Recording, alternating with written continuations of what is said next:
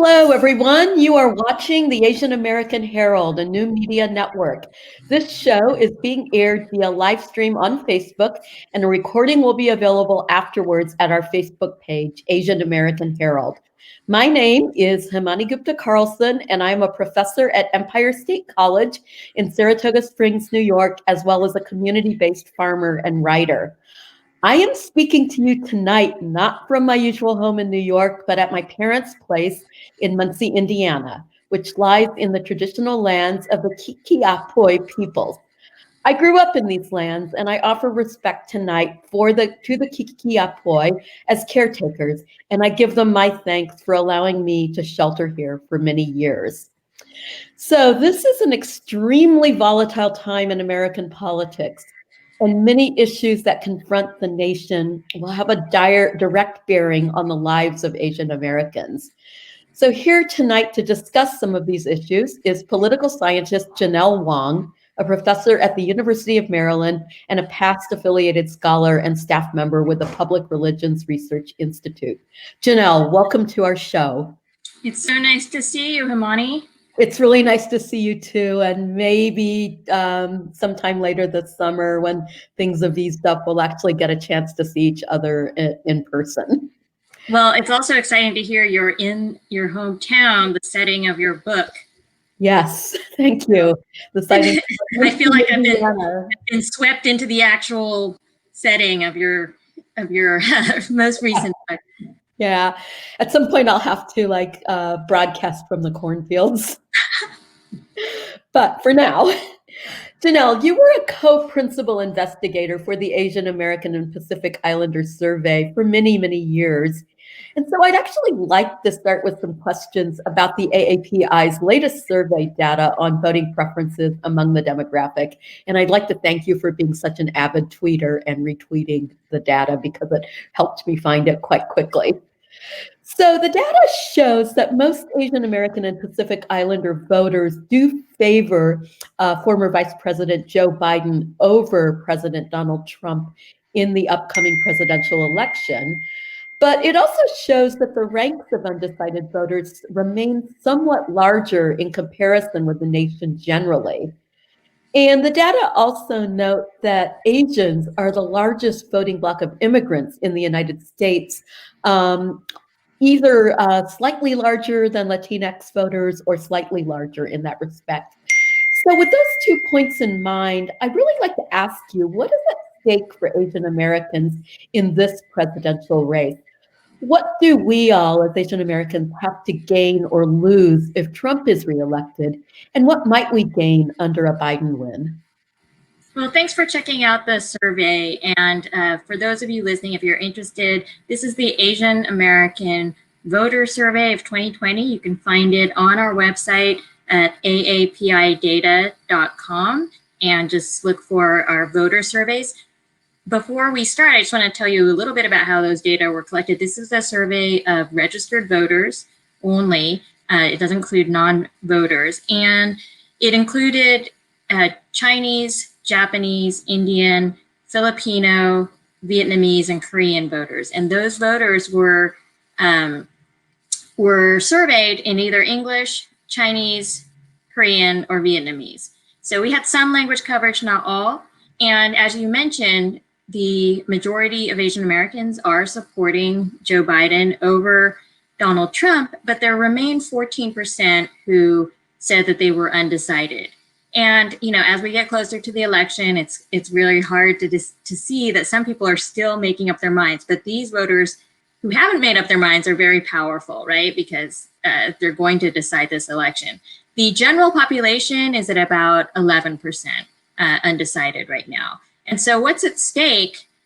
I think we are looking at a very important election for Asian Americans, partly because a lot of Asian Americans are going to be first-time voters. And one of the things that we also found in our survey are that issues like healthcare reform and expanding access to healthcare, gun control, the environment. So Asian Americans are more likely to support stricter gun control. They're more likely to support the federal government stepping in on the environment. And finally, they are very interested in, let's say, a bigger social safety net.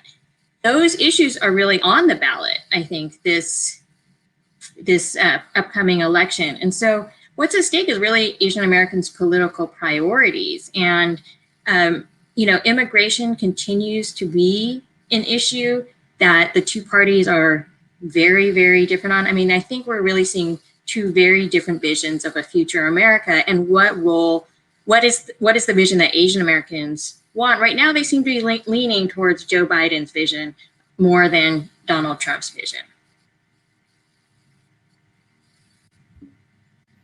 Actually, just to follow up on that a little bit, I spent a lot of time driving, and a lot of my time that I spent driving is following NPR, National Public Radio. And one of the things I tend to hear, particularly on some of the weekend shows, is that it's unclear what Biden's vision is beyond not Trump. And he did make an effort, I think, in the debate earlier this week, which we'll talk about in a few minutes, to present a vision. But a lot of it was just trying to defend himself against Trump. So I'm wondering, what is that Biden vision that Asian American and Pacific Islander voters seem to be leaning toward as the election gets closer? I would characterize Asian American voters. It's a really interesting group. The Asian American community is really characterized by tremendous diversity in terms of national origin, language, religion, which we both study. And at the same time, there is emerging, I think, some consensus issues. There are emerging some consensus issues. And those issues I mentioned already have to do with really, to what extent is our government going to provide support and intervene to protect the welfare of all people? And when you look at that vision, when you look at that political agenda, it's basically a moderate Democratic agenda. And so it aligns very well with Biden's vision in some ways, because Biden, as we know, is a moderate Democrat. And so there is some synergy there, where Asian Americans have a little bit less, they look more like the general population. They don't look distinct. They don't look more progressive, are issues like immigration. Asian Americans are progressive on immigration, but they're not hyper progressive, even though they're majority immigrant. Asian Americans on the whole, on average, do support shifting funding from the police to other kinds of priorities, but they're not overwhelmingly supportive of that kind of change. And so what we see is really a kind of moderate democratic political agenda among Asian Americans as a whole. And that's what Joe Biden gives them. And they have been Biden supporters very early on. Now, it was very interesting, the money that Asian Americans were contributing in the first quarter of this election cycle was going to Cory Booker. And that's partly because of large Indian populations in New Jersey.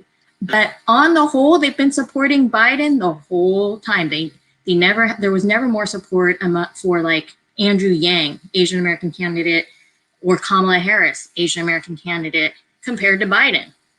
They really do like Biden. Okay, so the moderate choice, as opposed to, say, a Bernie Sanders on the ticket now, probably wouldn't have been quite as appealing to the Asian American voting bloc. I think we're just seeing that across a lot of different segments in U.S. society. Of course, younger voters supported Biden, Bernie Sanders at a much higher rate than older voters in the primary. So we definitely see the same kind of divisions there. At the same time, I do think it's important that we all remind ourselves when we look at older Asian American voters, yes, they're definitely more conservative than younger Asian American voters, but they are definitely not as conservative as older white voters. And so, I think we just need to keep the racialization and those experiences of our community at the forefront. That's very, very insightful, and I just have so much respect for work that you've done over the years, because it gives us, it gives us this knowledge base that we have now. And so I very much appreciate that. Thank you. Yeah. So, you appeared on our show in June along with Dr. Russell Jung and Dr. Melissa Borja. And at that time, we talked about Asian Pacific Americans being kind of a predominantly, maybe not a predominantly, but a majority immigrant community, and that had an effect on voting in the sense that immigrants don't always vote. And I'm curious, over the summer and into the fall, how have you and others been working to change that condition, and what kind of improvement, if any, have you seen in voter registration rates since 2016 and even maybe since 2018? Yeah, I mean, between 2016 and 2018, we did see record numbers of Asian Americans register to vote. And this is critically important because when people think about the immigrant vote, they don't always think about Asian Americans, but Asian Americans are a third of the immigrant vote. Latinos are a third of the immigrant vote. And so those two groups together, make up the immigrant vote, but the Asian American vote is just as an important part of the immigrant vote as the Latino vote. Even more important, I think, when we're thinking about, what it means to be foreign born and voting, is that Latinos are a majority US born population. So the vast majority are not immigrants. And Asian Americans, on the other hand, the adult population is close to 70% foreign born. And that means that, as I said, for many of them, they are learning the political system, they are voting for the first time, and the political parties have not yet devised effective ways of reaching out. Is this a function of stereotypes? Because I think one of the challenges that our population faces is that because we are immigrants, and partly because we're immigrants, but really because of stereotypes, that parties and candidates tend to write us off as either hyper-focused on the country of origin, or or as not being ready to, make a big impact on the electoral system, partly because we tend to be in these kind of immigrant majority states that aren't swing states, right? But it's also this belief that we are not ready for politics yet. And I think nothing could be more different right now. Right now, the Asian American voters that we surveyed are showing a great deal of enthusiasm. The majority are more enthusiastic about this election than they have been in the past. And so this is a really great opportunity. But again, it takes just a lot of education and encouragement to switch, especially the political parties' attitudes towards Asian Americans, from reaching out in the 4 weeks before the election, which now they're doing to some extent, right, to reaching out and building that coalition every single year, every single month of the year, to try to really secure the participation of Asian Americans. Yeah, and that is just such a huge undertaking. In upstate New York, which is quite different from the very, very heavily Democratic, progressive downstate part of New York. We've had a number of Asian American candidates running for local offices, and it's been a challenge. It's been a challenge for them to get into office, and I feel very strongly that it's really important to keep building that coalition so that more of these candidates get into local seats and local representation, which then builds a following for national office. Yeah, I totally agree. I mean, I think that one of the kind of fallouts for our community is that because people identify us with a forever foreigner stereotype, and our loyalty is actually questioned, and that could have a detrimental effect on voters. And so, I think it's important to flip this script. A lot of people think Asian Americans are apathetic, but really they're not looking at mobilization and outreach, which is directly tied to how likely a person is to participate. So given all that, to what extent do you think this first presidential debate might have swayed that undecided block of Asian Americans one way or the other? I mean, that's a really good question. Imagine if this was your introduction to, political discourse, because we are more likely to have first-time voters, right, tuning in. Now, that's not to say many people in our community have been voting for many years, and there is a solid core of people who have been voting. But I think, for all of us, that was a shocking experience to see the two candidates, and especially Trump, really not engaging in real policy talk, right? And so when I think about the things that were discussed, healthcare is there, the pandemic was there, and I'm not sure that was a forum in which voters who were trying to make up their minds were going to come away with a clear sense of who they wanted to vote for.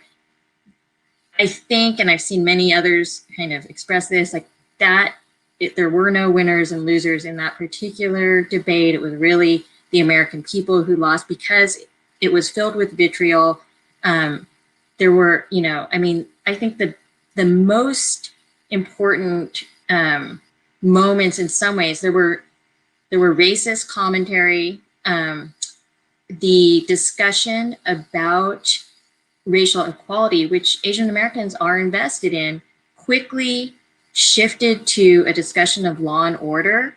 And, I think that discussion didn't get fleshed out. And then finally, there is, when in our survey, we ask people, to what extent are you concerned about interference in this election? And a fair number are very concerned, and a majority are very concerned, or at least somewhat concerned. And there is no way that, so, Donald Trump again and again called questioned the democratic institutions, question of our country, questioned whether or not people were going to be able to cast a ballot and have it counted, and at the end of that debate, yelled out that the election's going to be a fraud. And I think for not just Asian American voters, but for all voters, that sows a lot of confusion. It makes people very anxious. And to tie it back to Asian Americans have long been a group that has mostly voted by mail and absentee. They're a little bit more likely than the general population to do that. And so I'm sure that it had an effect on Asian American voters who were planning to vote by mail. And I think they still will, because they've actually done it before and know that it is safe, but it was very disturbing. Yeah. And especially if you're a first-time voter, I wonder how much that would deter you from voting altogether by mail or by absentee. Or also, a lot of people who weren't born in the U.S. have actually had firsthand experience with democratic systems failing. And I think, in some ways, those who haven't spent their whole life in the U.S. can provide a lot of insights to us about what that transition looks like. And I don't think it is always, tanks rolling out in the streets. I think what happens is exactly what we're seeing here, where there's doubt cast on the outcome. It's not clear. There's no decisive winner. And then in that moment of confusion, ad hoc rules are employed, and the authoritarian actually remains in power through those ad hoc rules. So I'm sure there was some nervousness across many communities. Yeah, it's it's going to be a very interesting outcome, even for those of us who've been voting for a long time. I'm, just wondering what it's going to be like when, those West Coast and Hawaii states come in but we, and maybe we see the map turn a particular color and the electoral vote tally go a certain way, but we still have but wait. We don't know what the winner is going to be like because of the absentee votes, absentee and mail-in ballots. I mean, I think that is the likely scenario. Yeah. It's a red mirage. Yeah, I'm hoping for a completely, I shouldn't say my political views, though everybody knows them anyway for the most part. I'd like to shift now to some questions regarding Trump's new Supreme Court nominee, Amy Coney Barrett. So for some progressive-minded people, her legal background as a strict constitutionalist is cause for concern because that often means kind of very regressive readings of the Constitution and rollbacks of certain very people-oriented policies.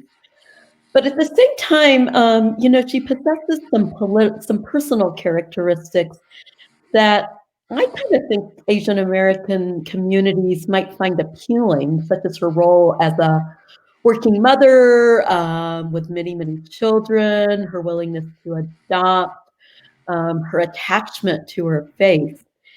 And so I'm wondering, what is your sense of how APIs are responding to her nomination? And, because we both study religion, in what ways might she be appealing to evangelicals in the community? Well, as you know, Asian Americans, the majority don't identify, not the majority, a plurality do not identify with a religious tradition. And so what we see in the Asian American community is that the two largest groups are Christian and those who don't identify with any group. And then there are a lot more people in our community than in other communities that identify with, what are called minority religions in the US. And so I'm not sure that Coney Barrett will be of great appeal beyond those who are evangelical in our communities, and even among that group. I think what I've seen is that kind of conservative evangelical positioning is really much more appealing to white evangelicals than to Asian American evangelicals. And so among Asian American evangelicals, they attend worship services more. They are more fundamentalists than even white evangelicals, but politically, that hasn't mean that that group has been majority Republican, for instance. They're still more left-leaning, despite the fact that they have higher levels of what we sometimes call religiosity, or those two measures of religiosity. For other groups, like Hindus or like Buddhists, those two groups, our surveys show, really don't like a kind of fundamentalist approach to religion at all. And so to the extent that she's read as fundamentalist and believing that there's only one true path, then I think that's not going to appeal. What do you think? You're raising some good points. And one of the things I just keep thinking about is maybe it's not the adherence to the Bible, but it's the family value kind of emphasis. And, I felt like she raised that fairly strongly in her address to the nation after she was introduced last Saturday as Trump's nominee. And I also felt that the event itself was framed to appeal in that kind of way. And I was just curious. Yeah. Yeah. I mean, I think if Asian Americans themselves buy into the model minority stereotype, then they're more likely to see that kind of devotion to family as something distinctly Asian American. But I think there's just enough. There are a lot of questions about this particular nominee, and I really think it's going to come down to partisanship among Asian Americans. And Asian Americans, there are just not that many Republicans in our midst. So you've advocated quite strongly for the continuation of affirmative action policies in your public writings as well as your scholarship. And as I found on Twitter, you are currently supporting the measure that's on California ballots that a 25-year ban on affirmative action policies be lifted. I actually remember that campaign that put that policy into place. And I can't believe it's been 25 years and it hasn't gotten traction to be challenged yet. Um, so I wonder, from your perspective, if you can first give some of our listeners, who often are actually first-generation immigrants, a sense of why affirmative action is important from your perspective and how Asian Americans are affected by these policies. Yeah, so I think that affirmative action is one of the few tools we have to address structural inequalities. And so in this moment where the nation is really having a reckoning with race, I think this is one, but not the only tool for trying to take a very serious approach to thinking about deeply embedded inequalities. And I think it's very surprising to some people the effect that these policies have on Asian Americans. So if you understand affirmative action, the way it works today, affirmative action is never a quota. So there's a lot of fears that there will be like caps on Asian American admissions. That is unconstitutional. That's not going to happen. And so I think one of the things that's important is to know that that kind of effect on the Asian American community is just not going to happen. There was actually a study done by an economist at Berkeley on what was the effect of banning affirmative action in California. And so I think proponents would say, we can't bring back affirmative action, especially race-conscious admissions, because it will hurt Asian Americans. Well, by that same logic, instituting a ban should have helped Asian Americans, right? But that research, which included every applicant to the UCs and followed their trajectories, found that after affirmative action was banned in California, admissions and enrollment to the top UCs for Black and Latino students really went down. Outcomes for Asian Americans and whites really didn't change. So Asian Americans, didn't take a hit in terms of enrollment or in terms of their future income, their actual success and occupations after graduation. But for Black and Latino students, there were actually measurable negative effects from that ban. And so I think the long-term effect is we won't benefit very much as a community from bans on affirmative action, and instituting affirmative action can lead to better learning outcomes because all students, including Asian American students, have better learning outcomes. That is a more rich environment for them, and research actually shows that they learn better in a diverse environment. And we won't be charged with tearing down the civil rights agenda and racial equality as our main contribution to public policy. For a policy that doesn't harm Asian Americans. So all the energy being put into opposing affirmative action by some Asian American groups is, to me, just really misplaced. We need to focus on the areas where Asian Americans actually do face racial discrimination. Yeah. So, how would Barrett's presence on the Supreme Court, should she be confirmed, affect affirmative action? So, if Coney Barrett is appointed, and even if she's not, we are likely to see the end of race-conscious admissions policies. This is a conservative Supreme Court already, and people like John Roberts are no friend of race-conscious admissions. They've always been skeptical. They prefer the status quo when it comes to race, because they have explicitly endorsed a colorblind ideology, and that is, of course, endorsing the status quo. And so I think, despite the best efforts of a really remarkable coalition of supporters, affirmative action will probably be struck down at the Supreme Court level. That's unfortunate. That's very, And that means, in government contracting, outside of the university, we will see Asian Americans, not be able to benefit from programs that might have really recognized their role, the discrimination they face in terms of public contracts and government hiring. That's a bit dismal.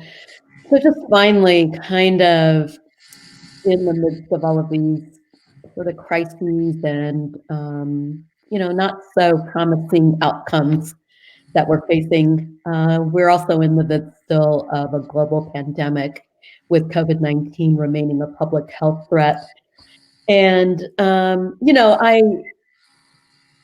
I'm feeling particularly close right now to my ancestral country of India, because I'm seeing such an alarming number of cases coming up in India. And, I'm hearing reports from some of the extended family about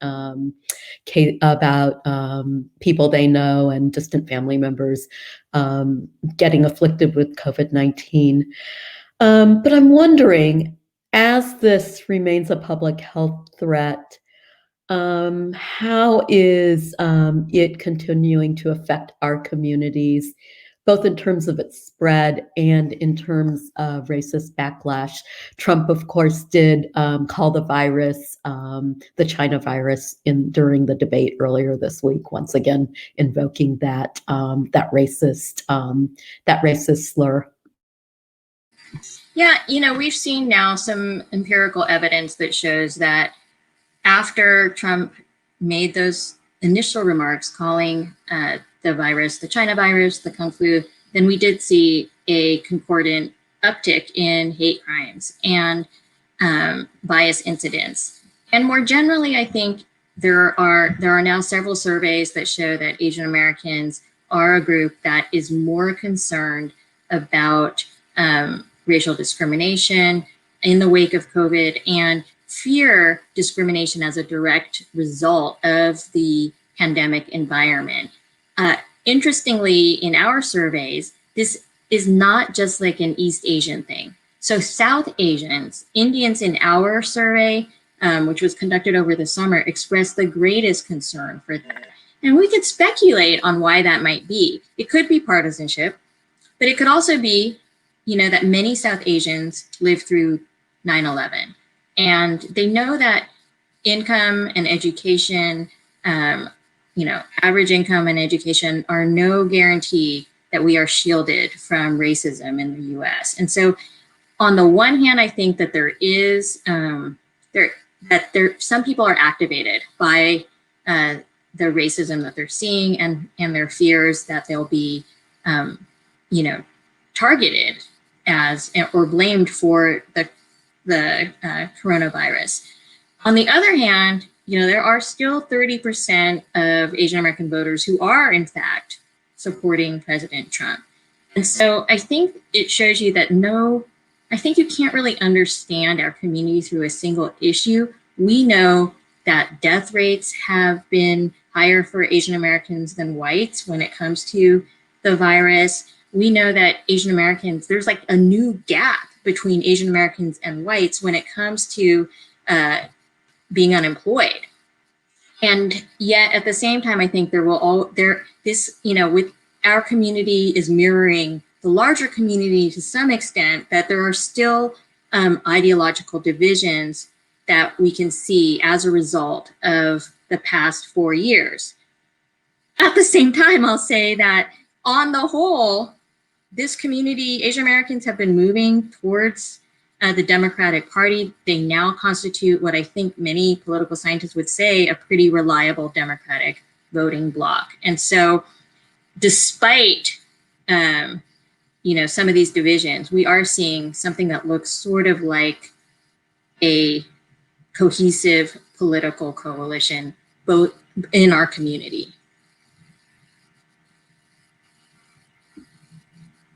Oops, there we go. That's very, very interesting. And I guess the next challenge will be to see how well that voting bloc holds up in the next weeks as we see the election, and how well it can be sustained over the next several years.